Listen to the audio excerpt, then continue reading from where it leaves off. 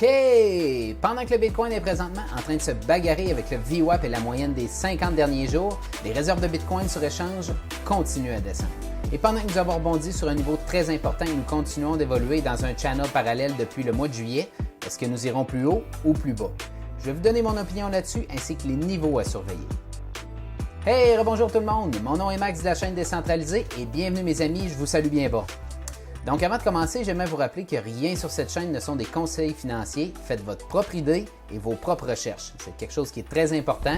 Ne jamais prendre des conseils financiers d'un gars assis dans son bureau qui fait des vidéos sur YouTube.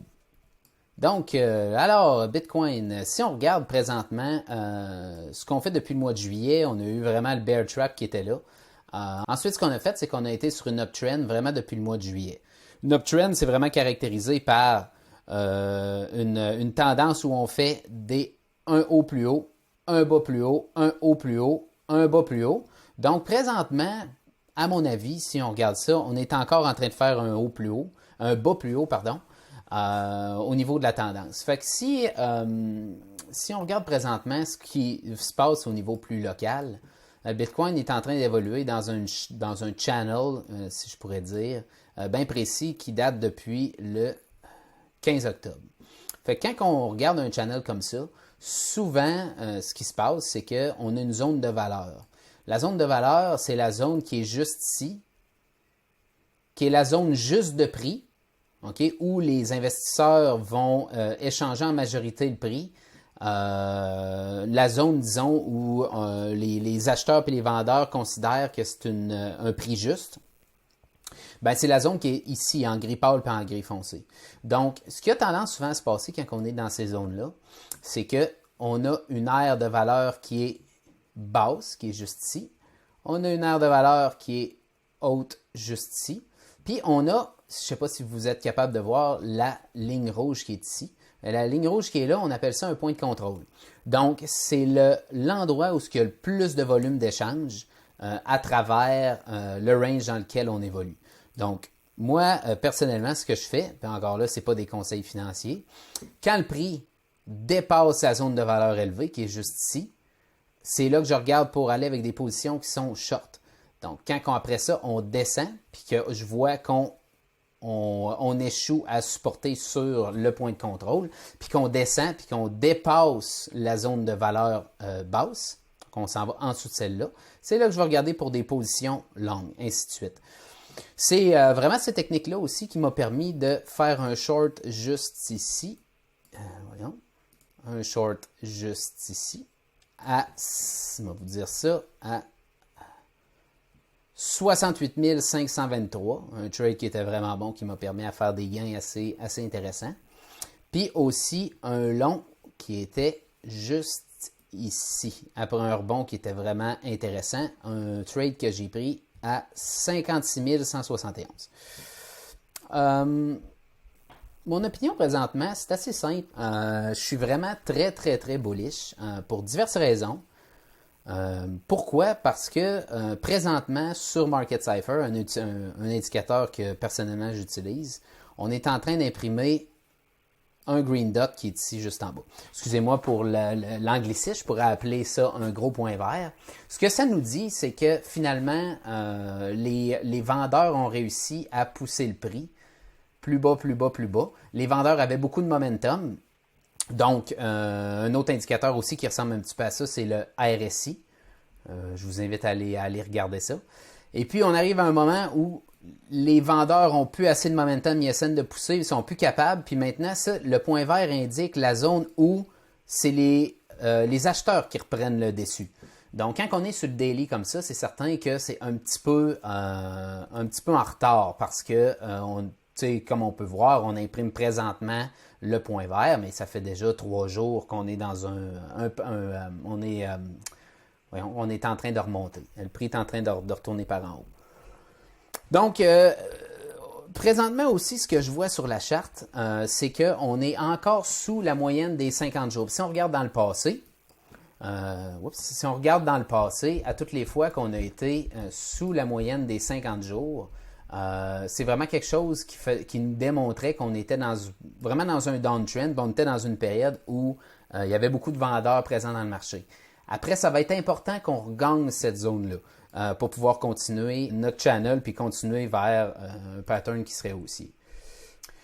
Une autre zone qui est très importante à surveiller, c'est ici la moyenne des 21 derniers jours. Quand on regarde la moyenne des 21 derniers jours, juste ici, souvent, si on retourne encore là dans le passé, OK, si on regarde la moyenne des 21 derniers jours, c'est souvent, quand on est au-dessus, c'est quand on est dans un bull market, on rebondit souvent dessus. Donc, si on regarde juste ici on est passé en dessous, on est venu rebondir sur la moyenne des 50 jours pour repartir. On est passé un petit peu en dessous de la moyenne des 21 derniers jours. Elle a servi de résistance ici, mais on a été capable de passer au-dessus. Moyenne des 50 derniers jours. Puis après ça, ça a été, juste en mai, on est vraiment passé sous la moyenne des 21 et des 50 jours pour retester à peine la moyenne des 50 jours. Puis après, ça a été la débandade du mois de mai, où la peur puis la panique a pris le dessus d'à peu près tout le monde. Donc, s'il vous plaît, je ne veux plus vivre ça. Donc, si on revient à notre zone, c'est quoi les zones, les régions que j'anticipe à prendre des positions short et aussi où j'aimerais prendre potentiellement des trades?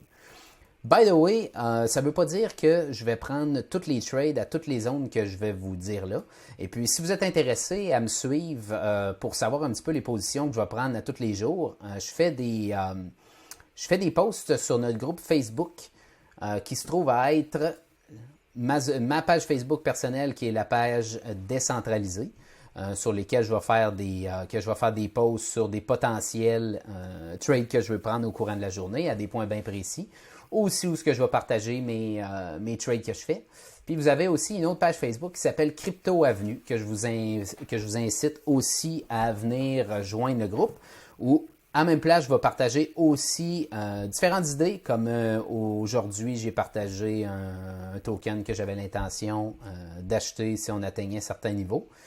Et puis aussi, je partage un paquet de choses, comme des données sur chaîne, des différentes nouvelles, comme hier, j'écoutais le Canadien, puis j'ai vu que Crypto.com était sa bande. Sinon, aussi des trades que je fais au courant de chaque journée, comme celui-là qui avait été très très bon. Si on regarde un trade que je regardais à prendre cette journée-là, si on avait mes confirmations que je voulais, quand le prix est arrivé là, j'ai pris la position et puis ça a été vraiment un super trade que j'avais pris la semaine passée. Donc ça, c'est des choses que je vais partager au jour le jour. Donc, si on revient à notre charte, c'est quoi les zones que je pense qui pourraient nous donner de la résistance? Bien, premièrement, si on regarde juste ça, clairement que ici, le point de contrôle va être un point très important à surveiller. Outre d'être un point de contrôle, laissez-moi regarder ça. Si j'ouvre tous mes levels, attention, vous allez être ébloui. Boum! Si je regarde à cette zone-là, il y a énormément de synergie.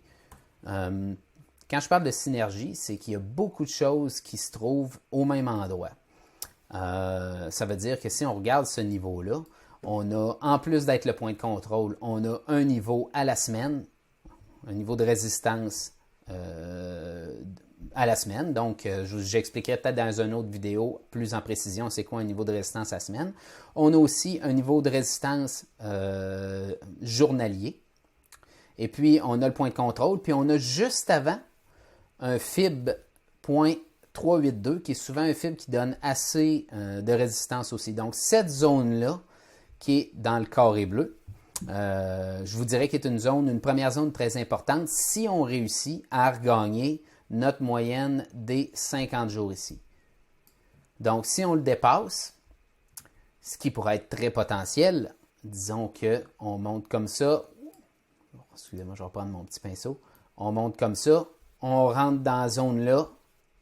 Et puis moi, ce que je vais regarder à ce moment-là, si je m'en vais sur un plus petit time frame, excusez-moi si des fois, je ne sais pas c'est quoi l'expression flopping, groping veut dire en français, mais c'est à peu près ce que je suis en train de faire. Si on monte comme ça, et puis qu'on arrive dans cette zone-là, et puis que je vois quelque chose comme ça se produire sur Market Cypher, on monterait comme ça, et puis on arriverait, puis on commencerait à avoir une divergence baissière comme ça.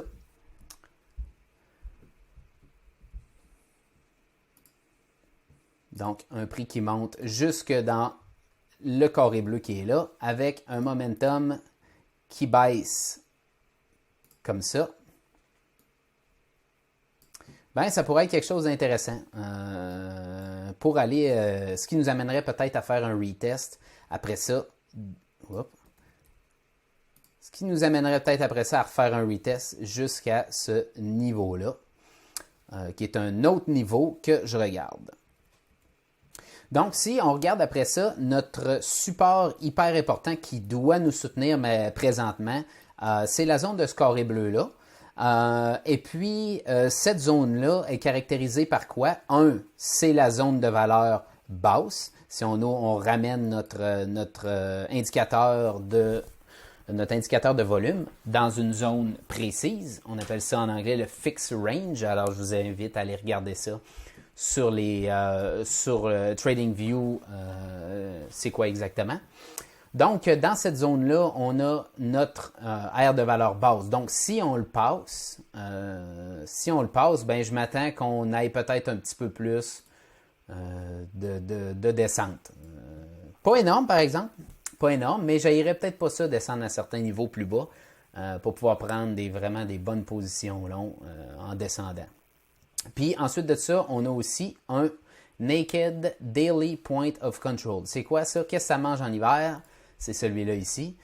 C'est une zone qui a été le point de, je l'ai l'indicateur, qui a été le point avec le plus de volume de la journée d'hier. Donc si on regarde juste ici, on a l'impression d'y avoir déjà touché, mais si on zoome assez, on n'y a pas touché. On est passé bien proche, mais on n'y a pas touché. C'est vrai qu'il vient ici. Donc, il reste toujours naked. Si vous ne savez pas, vous n'avez aucune idée de quoi je parle, laissez-moi un petit commentaire dans les suggestions. Laissez-moi un petit commentaire dans les commentaires plus bas. Je cherche mes mots, coudonc. Et puis, si vous voulez que je fasse une vidéo dédiée là-dessus, ça va me faire plaisir de le faire. Donc c'est ça. Donc, ça, c'était un niveau qui est très important. Puis, on a aussi un niveau 382 de fib, de retracement de Fibonacci, qui est juste ici. Ouais, c'est ça. Donc, un fib level, si on part de cette impulsion-là jusqu'au all-time high, ben on retrace, on est présentement dans cette zone-là, une zone qui a beaucoup, beaucoup de support, qui a beaucoup de synergie, puis on est en train de rebondir dessus. On a essayé de traverser à travers, mais on n'a pas réussi à se rendre plus loin. Un autre niveau passé, notre zone ici, qui est juste... Non, je vais en parler après. Qui est juste là. Si on réussit à augmenter, à passer à travers ce niveau-là, un autre niveau que je m'attends à avoir beaucoup de résistance, c'est ici. Pourquoi? Parce qu'à ce niveau-là, ça se trouve à être notre IMA 21, notre moyenne des 21 derniers jours. Donc, je m'attends à avoir un petit peu de retracement là. Puis c'est aussi un fib level. Si on regarde, c'est un niveau parfaitement du point 236, qui est un point de fib qui est assez principal. Et puis aussi un point 5 fib. Puis on a notre IMA 21 qui est là. Donc c'est vraiment un niveau à surveiller ici aussi. Après ce niveau-là, si on regarde la prochaine zone que je regarde, ça doit être celle-là, exactement. Puis ça, c'est vraiment la principale. Donc, si après ça, on passe tous ces niveaux-là, puis qu'on se rend dans notre belle petite boîte bleue-là, c'est notre poche dorée, notre golden pocket qui se trouve à être là, et aussi notre aire de valeur élevée. Donc, je m'attends à énormément de résistance là. Ça, c'est clair. Je veux dire, ça veut pas dire, puis quand je donne de la résistance, ça veut pas toujours dire, puis il faut que vous le compreniez bien, qu'on monte là, puis qu'après ça, ça va être, on va redescendre. Personnellement, quand j'approche des trades, quand je rentre dans un trade, c'est toujours pareil. Je rentre en pensant que c'est un scalp, donc un petit trade que je vais garder pas tellement longtemps. Donc, quand on arrive dans un niveau de résistance, quand je termine que c'est le temps de prendre un trade, que ça soit long ou que ça soit short, je monte, je prends des profits rapidement dans le trade, puis je laisse une partie ouverte si je peux, tout dépendant du contexte. J'ai des moments quand j'avais été long justement d'ici, quand j'avais été long de là, J'étais resté pas longtemps dans le trade, j'avais mis mon take profit proche. Pourquoi? Parce que c'était la nuit, puis la nuit, quand je mets un trade d'avance, j'aime mieux mettre un take profit proche pour pouvoir être certain de ne pas me faire stopper. Donc, si on part, puis on monte, puis on se rend jusque dans ma petite boîte bleue qui est là, on passe ma première boîte bleue qui est là, avec le point de contrôle, avec des fibres. Ensuite de ça, on passe la moyenne des 21 derniers jours, ben on va arriver ici. C'est tout. Puis en montant vers là, il va y avoir un paquet d'opportunités de trade. On va les regarder. Tous les jours, je regarde ça. Fait qu'en arrivant là, c'est l'heure de valeur haute. Je vous dirais que ça va être important à surveiller. Si on le passe, si on le passe pas, on va vraiment le suivre. Si on retrace, c'est possible qu'on retombe tester un de ces deux niveaux-là, peut-être même celui-là. Peut-être qu'on va retester notre channel avant d'aller plus haut. Ça va être quelque chose qui va être à regarder. Et puis, la dernière région, ça serait celle-là. Je vous dirais qu'après avoir passé ça, cette région-là va être importante. Pourquoi? Parce qu'on a un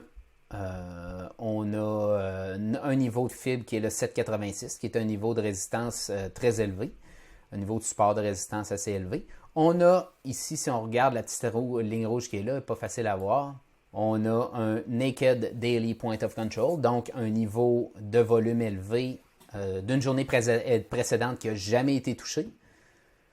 On en a une plus haut aussi ici. Puis, on pourrait avoir une potentielle, ce que j'appelle une trampoline. Donc, une trampoline, c'est quoi? Une trampoline, c'est un pattern. Moi, j'appelle ça une trampoline parce que ça me fait penser à ça. En anglais, le pattern s'appelle un swing failure pattern. Fait que si on essaie de comprendre vraiment c'est quoi, ça veut dire notre prix passerait ces niveaux-là. Puis quand on arriverait à ce sommet-là, ben là, les gens se mettraient à être longs, penseraient qu'on break. Puis si sur des petits time frames, comme exemple le 12 minutes, en descendant, j'aime beaucoup le 12 minutes. Si on regarde ici, c'est moi, il y a beaucoup de lignes sur ma charte. C'est sûr, c'est pas toujours facile de s'y retrouver. Mais si on regarde notre trampoline qui est juste ici, exemple on montrait comme ça. Puis on arriverait ici. Là, les gens pourraient penser que ça va breaker à travers, sauf que ce qui pourrait arriver, c'est qu'on aurait, là c'est certain que c'est dans un certain temps possiblement, là, mais disons que ici, Market Cypher nous montrerait toujours des bas plus bas comme ça. Puis, rendu en haut,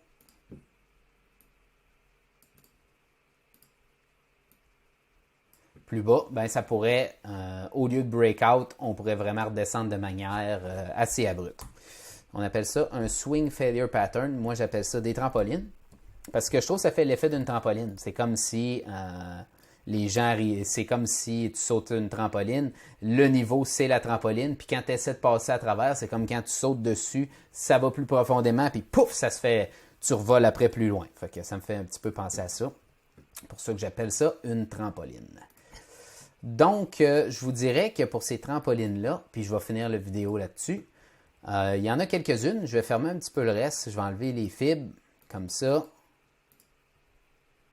On va enlever toutes les lignes. Puis je vais juste remettre mes trampolines qui sont là. Puis je vais même effacer aussi ma zone de valeur. Qui est juste là. Qui est juste ici. Enlevons-la. Donc, c'est mes trampolines que je regarde. Pour qualifier les niveaux de trampoline, c'est pas compliqué. Je regarde des wicks. Donc, si on regarde un petit peu quel wick qui pourrait nous en donner, on en a un premier. C'est quelque chose qui d'après moi, est très potentiel. En fait, a quand même des bonnes chances d'arriver. Pourquoi? Parce qu'à ce niveau de trampoline-là, on l'a vu tantôt, c'était notre point de contrôle. Puis si on regarde sur un time frame comme le 1 heure, on voit qu'on a un wick qui est juste là. Ça a été un niveau où on est monté puis qu'on a eu une pente abrupte. Donc, à ce niveau-là, c'est possible que les gens, la majorité, beaucoup de traders vont trader les breakouts. Moi, personnellement, ma marque de commerce, puis je dis une marque de commerce, en fait, ma manière préférée de trader, c'est de trader la contre-tendance, la counter-trend qu'on dit. Pardon. Alors, comme vous pouvez voir ici, on a notre wick. Donc, ce qui arriverait potentiellement, c'est quand on arriverait pour traverser le wick, sur Le 12 minutes, ça c'est idéalement ce que je recherche. Le 12 minutes en descendant, on aurait quelque chose qui pourrait ressembler à ça.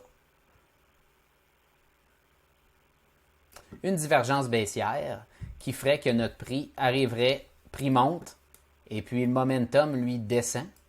Puis ça, je voudrais que ça arrive quand on arrive pile sur le 1 minute à traverser ma trampoline.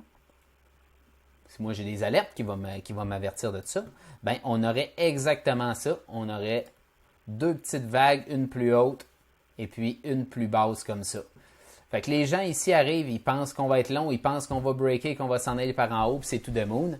Mais il y a un mur de vente qui est là, et puis le prix, qu'est-ce qu'il fait? Il est rejeté. Je ne sais pas si ça fait du sens pour vous. Écoutez, ce que j'aimerais beaucoup, c'est que vous me dites si c'est du contenu qui vous plaît. Si ça vous plaît, n'hésitez pas à vous abonner. Je commence la chaîne. Je vais certes m'améliorer dans mon traçage au pinceau. Je vais être capable de plus d'être peut-être plus clair. Et puis, ce qui va me permettre d'être meilleur, à m'améliorer pour vous, puis vous donner du contenu, disons, qui est peut-être plus facile à suivre, c'est que vous me donniez vos commentaires. Et puis, vos perspectives aussi, et puis vous me posiez vos questions. Comme ça, je vais être capable d'y répondre dans des prochaines vidéos. Alors, c'est ça. Si vous vous abonnez à la chaîne, c'est certain, je ne pourrai pas toujours faire des vidéos sur chaque trade que je vais prendre. Par contre, je les partage tout le temps sur Crypto Avenue ou sur la chaîne décentralisée sur Facebook. Vous avez les deux, vous avez les liens pour vous abonner dans la description. Donc, quand on va arriver à ces niveaux de trampoline-là, puis qu'on a un setup qui est intéressant, c'est certain que je vais le partager.